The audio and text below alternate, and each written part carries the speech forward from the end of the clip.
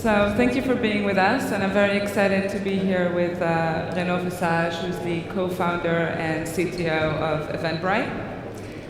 Just a few statistics for you. Since its launch, Eventbrite has sold 80 million tickets in 175 countries. Renaud, can you tell us a little bit about how Eventbrite came to be 6 years ago? At the time, the state-of-the-art for organizing an event was posting a flyer on the wall or sending an email to your friends. Facebook, Twitter didn't really exist at the time in the state that they are now. So we saw a big potential for a huge market, the long tail of events that wasn't served at all by technology. There were payment solutions out there like PayPal that we totally utilized to make a product that allowed you, pretty much anyone, to create an event and start selling tickets in a few minutes just with your email address. So we realized that we were onto something pretty early on that nobody had addressed before, and that's really what gave us the idea, and we tried different things at the beginning and really focused on serving this long tail of events where people can want to do things themselves. And today, Eventbrite has 200 employees. How did you grow the company from 5 to 50 to 200? So we were very cost-conscious throughout the 6 years that we've been in existence. We bootstrapped for 2 years. We had 12 employees by the end of 2008. So it's not like we ramped up from the start with a big team. We scaled very wisely as our business grew, as we raised funding. We raised 5 rounds over the years. The first one was in 2008, then 2009, 2010, 2011. The last one was last year in August for 50 million. So we've been very pragmatic about growing. We've waited to have enough finances to justify it. And we've only taken money that we felt we needed to accomplish something very specific.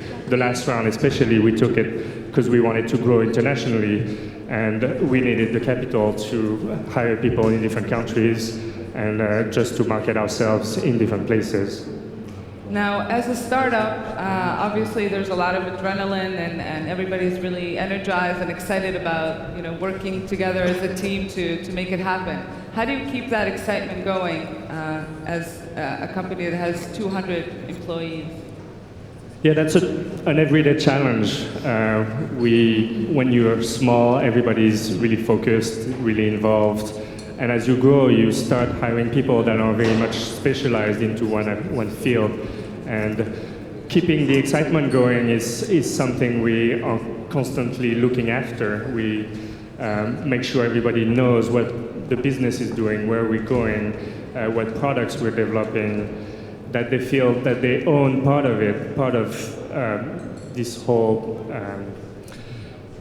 big team of people who are supposed to make things happen.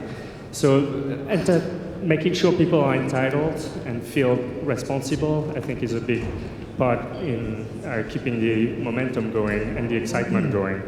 But it's challenging for, I think, any company that goes from a very small team to 200 like we are now. But we are trying very hard. We do everything that we can to make it happen. Yeah, I know that Eventbrite was voted as one of the best places to work for the last 2 years in the Bay Area. Can you tell us what sort of perks you give employees, how you keep that cultural identity? Yeah, one of our co-founders, Julia Hartz, is really almost entirely focused on building this company culture. So first of all, you have to know what you stand for, and it's going to be different for every company. As we grew, we identified some values that we stand for: being open, being humble, being friendly. All these things we try to translate into things that our employees can relate with. So it goes from painting all our walls orange in our office when you enter the office, and orange is our color, the color of our logo. But orange is everywhere, and it's something everybody identifies to. So we translate that not only in the color, but also in all the things that we offer employees. We have massages on site, we have free lunches, but I don't think people come just for the perks. They come for the challenge. They come because they feel they're part of something that's bigger than them that they can help with, and that's really what it's all about, creating a culture where not only it's fun to come to work, but also that you feel that you're contributing to something that's going to be big, that might change some people's life. So that's how we do it, but it takes a lot of effort. Yeah. Now let's switch a little, because I know that many of the people sitting in the audience are probably European entrepreneurs who are looking to internationalize their companies. Can you in the last year, Eventbrite has really put a focus on internationalizing its platform. What has caused you to make that switch? Even when we were only in English, in 2010, I think we counted how many countries that used our product, and we realized that it was more than 150 that were actually using the product, not every day, but regularly. So we looked at our long-term plans and saw that international was going to be something we should really focus on. And our platform wasn't quite ready to be internationalized, so there was a lot of back-end work that needed to be done. I personally spent a lot of time making sure we could be internationalized pretty soon. And last year we launched in the UK, we launched in Ireland, and this year we launched in pretty much every country in Western Europe. So we see the potential. I mean, events that are going on in the US, there's pretty much the same events going on everywhere in the world, and we really want to be that global brand that people associate with events. So it was pretty much a no-brainer. I'm also biased because I'm personally French, and the other two co-founders are American, so we always had that international feel in the office and outside of the office, and transmitted that to our team as well. So it's been something that was there from the start, but that we waited a few years to do because we wanted to be at a good stage in our development and in our financing rounds to be able to do it properly. That's something we can talk about as well. Yeah. Well, I think more importantly, you were able to do it successfully. Can you tell us a little more, or give us a few tips on how you were able to internationalize effectively? You always have to start with your product, so really focus on making your product localizable, have the people who can manage the content, curate whatever user-generated content you have, and make it available, and localize the experience as well. Like if you go to our site, if you go from France, you'll see French events. If you come from Austria, you'll see Austrian events. So you start with a product, but internationalization done the right way involves pretty much every single department in your organization. So you have to involve the legal department to decide how you're going to be doing business in each country. You have to involve your marketing department to see how you're going to promote your service. You have to involve your sales department to see how you're going to sell your product. And every market is different, so you really need to have a full strategy to attack each market separately. So it's not like we can be present everywhere at the same time, and we're not. We're really focusing on a market at a time, making sure we extract as much potential from these markets as we can, and then scale on from there. Are there any key differences that you see between how Americans use the platform versus Europeans? Americans in general are much more prone to using new technology. I think Europeans tend to wait a little and stick with what works.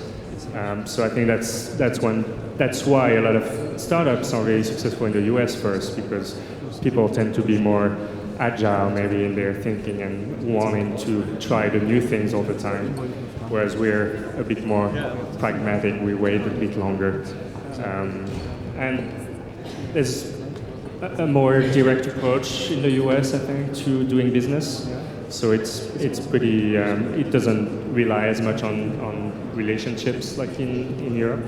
So that's something we're finding as we're expanding into Europe as well, that we need people on the ground to maintain these relationships.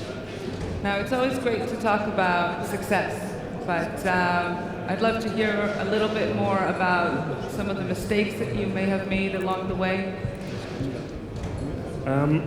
I feel we could have internationalized earlier.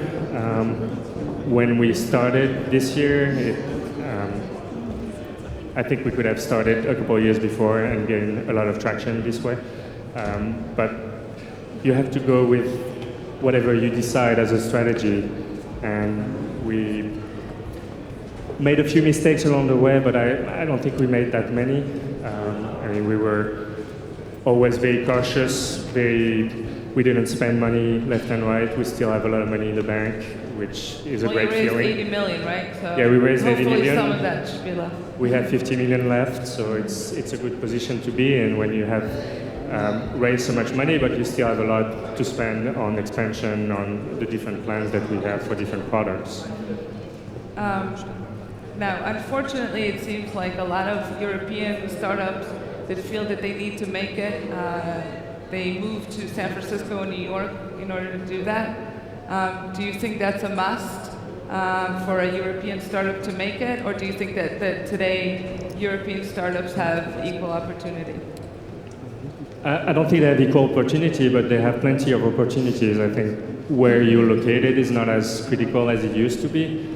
Nothing prevents you to open a small office, either just one person maybe in the US, if you want to try to raise capital in the US. There's US VC firms financing companies in Eastern Europe, Russian firms financing American companies. So I think the boundaries are becoming more blurred, and you shouldn't restrict yourself at looking at potential investment in your country. Like, you should go to London and meet the VCs there, you should go to Berlin, you should go to Paris, you should go to SF. You don't know which one will really click with you and will be of value to you. So I don't think place matters as much as it used to. And I encourage everyone to go to the US, network there, see if their idea is well received or not, and get some feedback there. Speaking of VCs and funding, as I mentioned, Eventbrite has raised $80 million so far. Can you give us a few tips on how you managed to do that? Well, I think every startup should be writing a story that people want to read. You have to build your characters, you have to build your storyline, you have to build your plot, the different things that go into making the story interesting. So that starts with the founders, continues with your advisors, with your network, with your product, with your market, how big your market is, of course, how you're going to monetize, all these things. The prettier picture you build about your potential, the easier it's going to be to sell your idea to VCs. And I think we've been pretty good at building a good picture each time, that we were able to raise money fairly quickly and from pretty well-known investment firms. So as you think about your story, ask yourself, is it good enough? Is it time to pitch or not? Sometimes you're better off waiting a few months until your story sounds much better because you actually launched your product or you actually reached a milestone in the number of users you have. It can be different for different startups. But think about it and tell the story to other people, see how they react. Would they give you $1 million or would they not? I think was one of our, not secrets, but things we did pretty well. Lastly, I would like to ask you, what can we expect in the future from Eventbrite? Well, we want to be present in a lot of places, so we'll be continuing our international expansion. We're also adding a lot of features to our mobile apps. I mean, we have great mobile apps for both organizers and attendees, pushing things to you, events that you want to attend. We have a great team working on giving you the best recommendations without you having to do anything. So if you purchase tickets, if your friends purchase tickets, if your friends of friends are purchasing tickets, you'll get recommendations sent to you that are relevant to you and that will make your life easier because you won't have to go through 20 different sites to find out what you're going to be doing next week. So that's something we're investing heavily on. We really want to make everybody's lives easier, both organizers and attendees, and we feel that's one way we can accomplish that. Okay, great. Thank you. We have about 1 minute. If anybody from the audience would like to ask a question, go ahead. Where's the mic?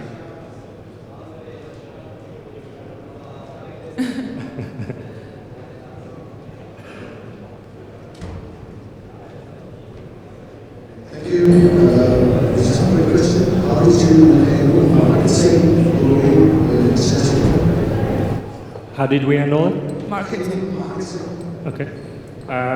Well, we have done it differently in different countries.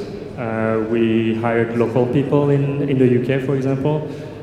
We hired evangelists. We hired a VP of marketing in the UK because it was already a fairly big market for us. We do a lot of SEM campaigns in different places.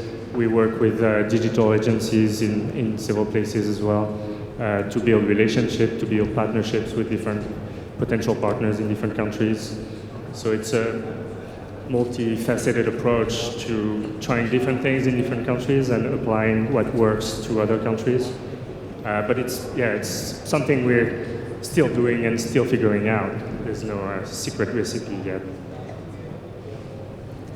I think we're out of time, but one more. All right. Who has a more interesting question, you or her? A lot of German startups launch the service in English, so I guess they do that because they try to address a greater audience, large audience. So what do you see how important is speaking multi-language online? Well, I agree that English should be the first language you launch in. And if you can be multilingual, great, but it has a cost. It's something you need to maintain. So I would be bilingual by default, because you never know where English is going to take you. It took us to 150 countries, and it might take you to the same places. So definitely I would start with English and then add your local language as a base, yeah. All right. Well, thank you very much, Renaud. I hope that we helped some of you, and I'm sure that we'll meet later on today, and you'll be able to ask more questions. Thank you. Thank you. Thank you.